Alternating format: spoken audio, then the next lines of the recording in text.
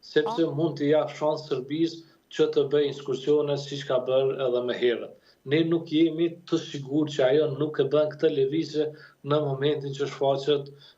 momentumi ose shansa e saj. Rreziku i dytë për Kosovën, në të cilën ne po mbrohemi fatkeqësisht, ndërkohë që do duhet të ishim shumë më efikas, është lufta psikologjike dhe lufta hibride që po e bën Serbia brenda Kosovës,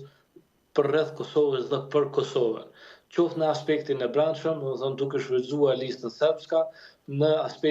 aspektin e propagandës, duke shfrytzuar qoftë rrjetet sociale, qoftë nimëritë e medjave, qoftë disa analistë, që i konsiderojmë që i kanë kapur narrativat e Serbisë, qoftë pa dituri, qoftë janë të drejtë për drejtë, të përfshirë në pagesa nga Serbia për të mbajtur këtë narracion, por ka edhe një rrezik tjetër, dhe ai është rreziku i mosfunksionalitetit të brendshëm,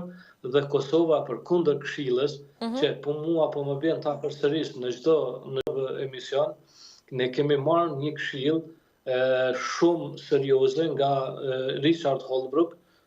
që ka thënë shansi i Kosovës i vetëm është funksionaliteti i saj. Në qoftë se Kosova nuk bëhet shtet funksional, atëherë ajo do t'i nënshtrohet një zgjidhje tjetër. Dhe çdo zgjidhje tjetër që e prek pavarësinë e Kosovës momentalisht,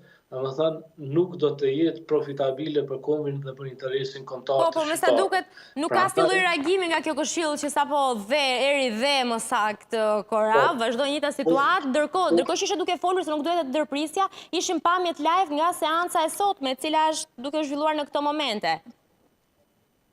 Po, me lejoni që ne kur të themi sistem, mendojmë një sistem ku nuk i lejohet vullneti dhe dëshirës së individit që të përcaktoj vetë drejtimin në shoqërisë ose funksionalitetin e shtetit. Për këtë arsye, sistem është ai i cili i jep përgjegjësi ose e fiton përgjegjësinë në brenda rregullat të sistemit, por është ai sistem i cili të kërkon përgjegjësi të vazhdueshme. Dhe në këtë kuptim, ne nuk kemi si u kërkojmë këtyre deputetëve të zgjedhur, ne nuk kemi si u kërkojmë përgjegjësi për ta bërë qeveri, për t'i ndërtuar institucionet ose jo. Për këtë arsye, unë gjithmonë do të rri në anën e atyre që e përmendin më tepër shkakun se sa pasojat. Të merresh me pasojat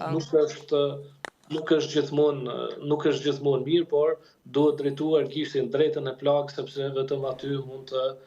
ndërmerren masat edhe mund të shërohet, themi, plaga dhe të kalon në një sistem funksional çfarë ka nevojë Kosova. Është plagë e madhe kjo, gjithsesi ne do mbetet për të parë, se ndërkohë jemi duke ndjekur edhe momentet e para ku deputetët janë duke u bashkuar edhe në ambientet e kuvendit, zakonisht nga eksperienca ime, në momentet ku ka nisur seancë, gjithmonë ka nisur me vonesë dhe janë ata televizëve vendosat të cilët e vonojnë, do kemi mundësi që nëse do ketë një rezultat ndryshe nga rezultatet e 9 herëve më përpara kur janë mbledhur, ta bëjmë publik edhe në Euronews Albania. Faleminderit shumë Kora Blakaj, faleminderit shumë Vjosa Çerkeni që u kisha në këtë bisedë për gjithë situatën e brendshme politike në Kosovë, dhe ndërkaq nëse do ketë një zhvillim tjetër, sigurisht mbetet për të parë, urojmë që të jetë optimist dhe të jetë ndryshe nga gjithçka tjetër që kemi parë për gjatë herëve të më përparshme. Faleminderit edhe një herë.